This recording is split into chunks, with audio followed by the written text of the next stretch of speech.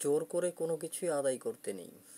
বন্ধুত্ব, ভালোবাসা, সম্মান, কারো প্রতি কারো নাছোড়বান্দা টান, এইগুলো ভীষণভাবে ভেতর থেকে আসবে। শেষ মুহূর্ত কেউ প্ল্যানে ইনক্লুড করলে বুঝবেন আপনাকে অপশানে রাখা হয়েছে।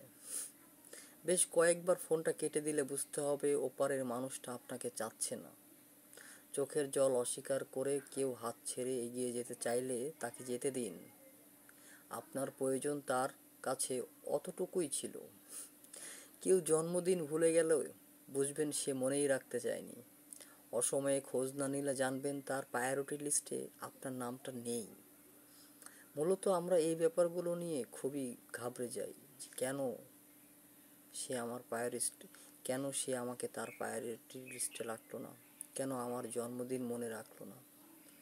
আসলে আমরা তাদের কাছে এতটাই প্রিয় হয়ে উঠতে পারিনি যে তাদের এই লিস্টগুলোতে আমাদের থাকাটা প্রয়োজন ছিল। আমাদের সবাই লিমিটেশনসগুলো বোঝা উচিত।